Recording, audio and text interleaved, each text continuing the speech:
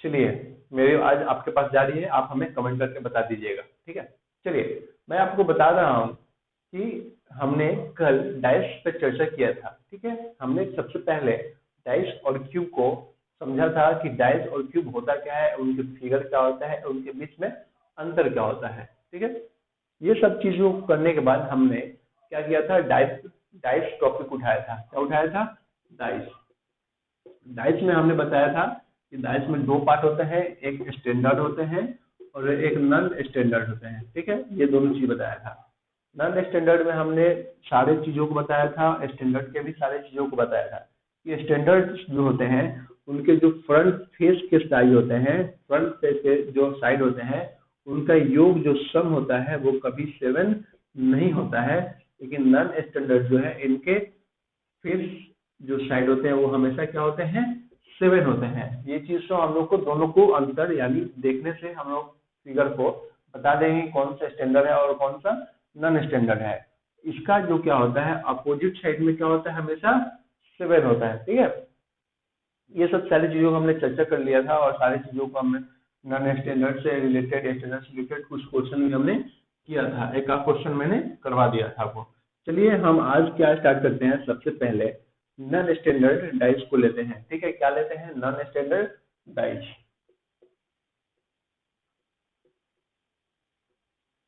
Standard dice, ठीक है, यानी साधारण पासा। चलिए, आज हम लोग इसी चर्चा पे हम लोग बात करेंगे और चीजों को करते जाएंगे। हमने क्या बताया था कि इसको करने के लिए हमने कुछ 3 नियम बनाए हैं, उसी से सारे क्वेश्चन आपसे बन जाएंगे। एक भी क्वेश्चन ऐसे नहीं होंगे जो नहीं बनेंगे, लेकिन वो सिर्फ नॉन स्टैंडर्ड के लिए होंगे, वो सिर्फ नॉर्मल डाइस के लिए होंगे। किसके लिए होंगे? नॉर्मल डाइस के लिए होंगे। वो जो नियम मैं लिखवा लेता हूँ और आपका लाखों क्वेश्चन इसी नियम से ही सॉल्व हो जाएगा, ठीक है। चलिए देखते हैं। मेरा नियम है 3 types of rule in normal dice. हम लोग पहला को चर्चा करेंगे, फिर दूसरा को चर्चा करेंगे, फिर तीसरा को चर्चा करेंगे। एक एक कर देंगे तो सारी चीज आप बहुत बढ़िया से सीख पाएंगे। चलिए, पहला हम लोग साइज को लेते हैं। पहला चीज को लेते हैं, वो क्या है? आपका एडजस्टेंट के नियम, है ना। एडजस्टेंट के नियम लेंगे। पहला क्या है नियम मेरा? एडजस्टेंट। ADJACENT होता है ना स्पेलिंग, ठीक है। एडजेसेंट, एडजेसेंट के तौर पे यानी निकट, निकट वाले नियम कर सकते हैं इसको, ठीक है। निकट वाले नियम। इससे हम लोग क्वेश्चन को करेंगे तो आपको सारी चीजों को समझ में आ जाएगा और हमको बेसिक आपका सारा कॉन्सेप्ट क्लियर कर देंगे। एक भी चीज आपके पास डाउट नहीं रहने देंगे। ये ऑफलाइन क्लास है तो हमें पता है कि क्या क्या प्रॉब्लम स्टूडेंट के पास होता है, क्योंकि जब आप ऑफलाइन से फेस करते हैं तो आपको सारे क्वेश्चन जब आते हैं तो आपको एक्सपीरियंस हो जाता है कि किस किस प्रकार से क्वेश्चन आते हैं। जो टीचर नए हैं उनमें ये चीज नहीं करवा पाते हैं ऑफलाइन में, ऑनलाइन में। लेकिन जो ऑफलाइन पढ़ा चुके हैं, जिनके पास एक्सपीरियंस है, वो सारे चीजों को डाउट को पहले ही क्लियर कर देते हैं। चलिए, तो हम लोग क्या क्या कर देते हैं, एडजस्टेंट के तौर पे हम लोग क्वेश्चन को देखते हैं। मैं आशा करता हूँ कि हमारे बताए हुए उदाहरण में सारी चीजों को मैं सिंपल कराता हूँ कि जिससे आप सारी चीजों को बहुत बढ़िया से समझ जाए और चीजों को बहुत बेहतरीन से करें। क्योंकि आप मेरे से कुछ आसान चीजों को करने के लिए नहीं आए हैं, आप टफेस्ट चीजों को करने आए हैं। मैं सबसे पहले टफेस्ट चीजों को मैं आपके साथ रख रहा हूँ और चीजों को करवा रहा हूँ। चलिए, कुछ और क्वेश्चन करते हैं। क्वेश्चन दिया है,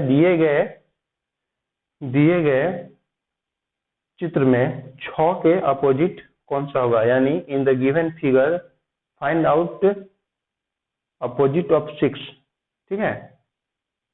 देखिए क्वेश्चन क्या क्या दिया हुआ है, 6 के अपोजिट हमको फाइंड करना है। इसमें हमेशा आपको 2 फिगर देगा, ठीक है। ये दो फिगर वाले मैं बताया था, इसमें हमेशा से 2 फिगर देता है। क्या क्या क्वेश्चन में है? 6, 5, 1 और सेकंड में क्या है? 3, 4, 3 और 6। आप अपने से भी चीजों को लिख सकते हैं। मैंने इस क्वेश्चन को मैं बना के लाया हूँ क्योंकि जो आपको मैं आपके साथ प्रस्तुत कर सकूं, सारी चीजों को बता सकूं क्लियरली।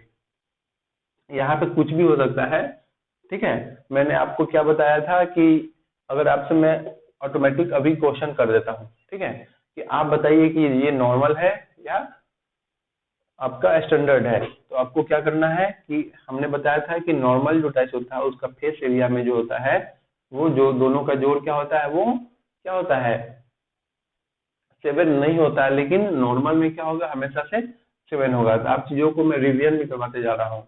चलिए हम देखते हैं नेक्स्ट स्टेप पे कि पूछ रहा है 6 के अपोजिट क्या होगा। 6 के अपोजिट कौन सा डिजिट होगा। तो हमने बताया था कि अगर बगल वाले, साइड वाले, एडजेसेंट वाले अगर कोई भी डिजिट रहे तो उसका अपोजिट नहीं होगा। तो यानी 5 नहीं होगा, 1 नहीं होगा, 3 नहीं होगा, 4 नहीं होगा, ठीक है। तो बच गया क्या, मेरा मेरा 1 हो गया, 1 नहीं हो रहा है, 2 मेरा बचा हुआ है, 3 नहीं हुआ, 4 नहीं हुआ और 5 नहीं होगा। यानी 6 के अपोजिट यहाँ भी 2 हो गया। ये ऐसा नहीं है कि हर एक बार 2 ही आएगा, ऐसा कुछ नहीं है। ये क्वेश्चन उस प्रकार से ही है जिसमें आपको ये सारे चीज को देखने के लिए मिल रहा है, ठीक है। तो ऐसा कुछ नहीं है कि आप सारी चीजों को मैं डिजिट को बदल दूंगा। ये आप संजोगवश मानिए कि उसमें भी 2 आ गया था और इसमें भी 2 आ गया था। क्वेश्चन कुछ भी हो सकता है, यहाँ 5 4 3 2, यहाँ 3 4 कुछ भी हो सकता है, ठीक है।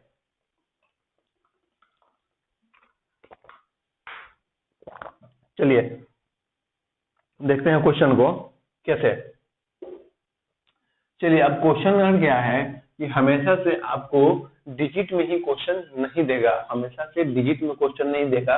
तो आपको क्या करना होगा कि चीजों को किस प्रकार से करना है मैं आपको बता के चलूंगा, आगे बढ़ूंगा। मैं सारे चीजों को कंप्लीट कराऊंगा तब भी मैं आगे का क्वेश्चन करवाऊंगा। जब तक ये एक कॉन्सेप्ट क्लियर नहीं होगा सारी चीजों को मैं नहीं कराने वाला हूँ। उसमें पूछ रहा है क्या अल्फाबेट में कि एफ के अपोजिट क्या होगा, ठीक है। एफ के अपोजिट क्या होगा, ठीक है। एफ के अपोजिट देखना है हमको, दिया हुआ है ए एफ सी, दूसरा क्वेश्चन दिया हुआ है डी बी और एफ। चलिए सेम कॉन्सेप्ट यही है ना, सेम कॉन्सेप्ट वही है। इसमें क्या दिया है, सिर्फ आपको अल्फाबेट दिया है।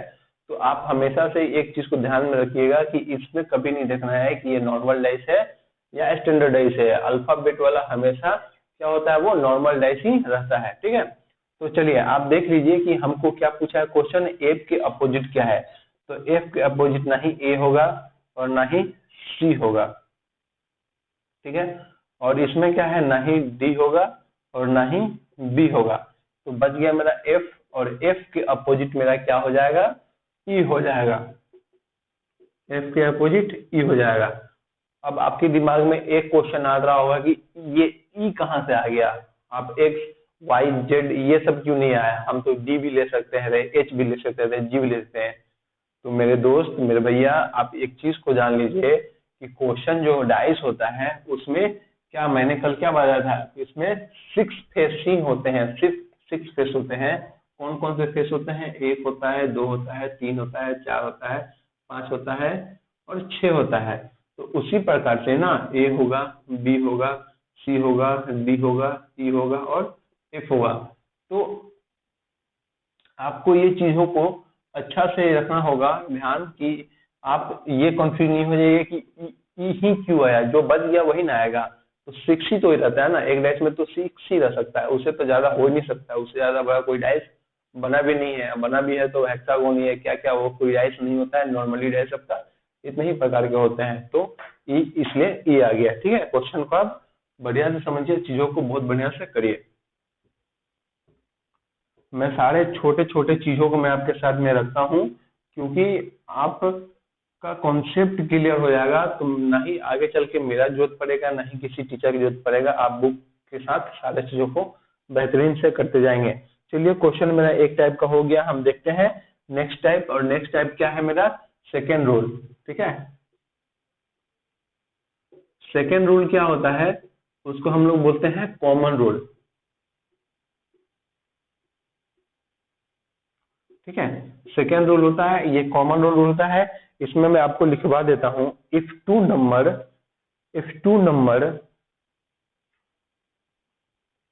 नंबर कॉमन, अगर दो नंबर कॉमन हो then remaining two number are opposite to each other. If two number is common, then remaining number is opposite of each other. ठीक है, यदि पासा के दो चित्र में दो संख्या कॉमन हो तो शेष बचे हुए पार्ट वो क्या होते हैं, कॉमन होते हैं। क्वेश्चन को देख लीजिए, क्वेश्चन किस प्रकार से दिया हुआ है। ठीक है, मेरा ये सेकेंड रूल था, क्या था, सेकेंड रूल है मेरा कॉमन रूल, जिसको हम लोग बोल सकते हैं कि उभयनिष्ठ। ठीक है, उभयनिष्ठ जो एक दोनों में समान पाया जाए। ठीक है, दोनों में समान रहे। चलिए, तो क्वेश्चन दिया हुआ है, मैं इसको मिटा देता हूँ, आप इसको लिख दीजिएगा। चलिए, क्या है क्वेश्चन, क्वेश्चन को बहुत बढ़िया से करते जाइए, सारे चीजों को समझते जाइए, बाद के लिए कुछ भी नहीं छोड़िएगा। मैं अभी बता देता हूँ, बाद के लिए कुछ भी नहीं छोड़िएगा, और बार बार वीडियो को भी मत देखिएगा। एक बार चीजों को कर लीजिए और दोबारा से ऐसा कर लीजिए कि कभी उसको पढ़ने का जरूरत ना पड़े। हाँ, कभी कल ऐसा होता है कि 2-4 महीने के बाद आप उसको पलट के देख सकते हैं, लेकिन ऐसा नहीं कि जब आपको क्वेश्चन बनाना हो तो आप इसको पलट के देखें। इसलिए कॉन्सेप्ट को वीडियो देखते देखते ही सारी चीजों को कंप्लीट कर ले। हाँ, 2-3 महीना में रिविजन कर सकते हैं। चलिए, क्वेश्चन क्या है, 2, 5 और 6, और क्या है 2, 5 और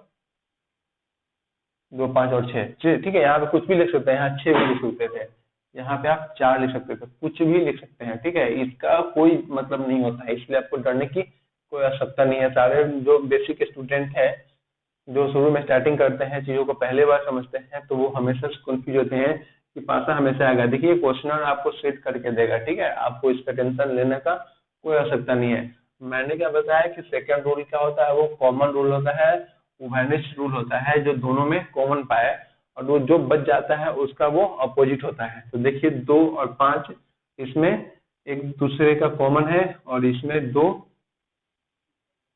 एक मिनट, क्वेश्चन यहाँ 2 होगा। ठीक है, क्वेश्चन अगर गलत हो जाएगा, अगर क्वेश्चन अगर यहाँ पे 4 हो जाता तो क्वेश्चन में प्रॉब्लम था, तो फिर आपसे किसी भी रूल से ये नहीं बनता। ठीक है, तो क्वेश्चन हमेशा सही रहना चाहिए। तो कॉमन रूल में देखिए, ये 2, 5 इसमें भी कॉमन है, 2, 5 इसमें भी कॉमन है, यहाँ पे मेरा हो जाएगा 4। ठीक है, तो 4 बच गया और मेरा 6 बच गया, तो एब्सोल्युटली जो है आपका 6 के अपोजिट 4 होगा, और 4 के अपोजिट मेरा क्या होगा, 6 होगा। चलिए, सारे चीजों को बहुत बढ़िया से करिए, आप इसको लिख लीजिए कॉपी में। मैं आपको एक क्वेश्चन देने वाला हूं जो आपका दिमाग घूमने वाला है अभी।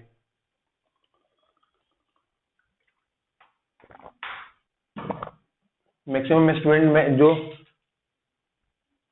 स्टूडेंट समझ रहे हैं वो क्वेश्चन को कर लेंगे, जो रट रहे हैं वो क्वेश्चन को नहीं कर पाएंगे। जो मैं अभी क्वेश्चन देने वाला हूं, इसी कॉन्सेप्ट सेकेंड रूल पे हमें क्वेश्चन देने वाला हूं आपको। ठीक है, चलिए सेकेंड रूल पे क्वेश्चन देखिए, और आप बहुत बढ़िया से चीजों कर पाएंगे।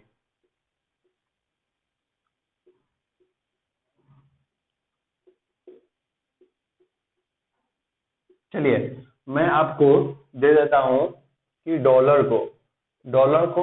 के अपोजिट कौन होगा। ठीक है, डॉलर के अपोजिट कौन होगा। मैं दे दिया क्वेश्चन, क्या था, डॉलर के अपोजिट है ना, उधर क्या है,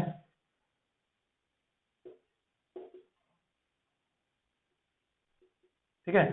क्वेश्चन इस प्रकार से आपको स्पष्ट क्वेश्चन दिख रहा होगा। ठीक है, क्वेश्चन दिख रहा है, क्वेश्चन ये है कि डॉलर के अपोजिट क्या होगा। तो आप सबसे पहले हमको बताइए कॉन्सेप्ट क्या होता है कि जो दोनों चित्र में कॉमन हो, उसके बाद जो बच जाए वह क्या होता है, उसके अपोजिट होता है, ये चीज को आप ध्यान में रखिए। ठीक है, चलिए, तो आप देख लीजिए यहाँ पे क्वेश्चन में, आप क्वेश्चन में यहाँ देखिए कि क्या दिया हुआ है, डॉलर का साइन है, ये साइन देखिए, साइन कुछ भी हो सकता है, ऐसा कुछ नहीं कि मेंशन, कोई भी चित्र बना दे, ऐसे कटिंग कर दे, ऐसे कटिंग कर दे, ऐसे बना दे, ऐसे बना दे, कुछ भी साइन दे दे, साइन पे आपको नहीं करना है, लेकिन साइन जो भी रहेगा वो एक जैसा ही रहेगा, डिफरेंट नहीं रहेगा। तो क्या पूछा है कि डॉलर के अपोजिट कौन साइन होगा, हमें ये पता है इसलिए डॉलर बता देता हूँ, अगर पता नहीं तो थोड़ी मैं बता पाता है कौन सा साइन है ये। ठीक है, तो आपको क्या करना है कि कॉमन देखना है, इसमें कॉमन आपको देखना है, ये भी तीनों देख लीजिए और इन तीनों में देखिए कॉमन कौन मिल रहा है, तो ये कॉमन मिल रहा है, यानी इसका कॉमन ये है और इसमें ये कॉमन है, जो बच गया उसका अपोजिट होता है, यानी डॉलर के अपोजिट क्या हो जाएगा, ये ट्रायंगल हो जाएगा। ठीक है, तो आप चीजों को कर पाएंगे, बहुत बढ़िया से कर पाएंगे, मैं आशा करता हूँ। आप मेहनत करिए, सारी चीजों को आप बहुत बढ़िया से ही करेंगे। चलिए मैं इस वीडियो को यहीं पे अंत करता हूँ, मैं इसके लिए मैं नेक्स्ट पार्ट लाऊंगा, जो क्या होगा टाइप थर्ड थर्ड रूल होगा। मैं आपको थर्ड रूल नेक्स्ट वीडियो में बताऊंगा, क्योंकि वीडियो बड़ा हो जाएगा और चीजों को आपको सीखना है बारीकी से, तो एक एक करके सारी चीजों को सीखिएगा तो बहुत बढ़िया से कर पाइएगा। चलिए हमारे चैनल को लाइक शेयर और सब्सक्राइब जरूर करें। Thank you.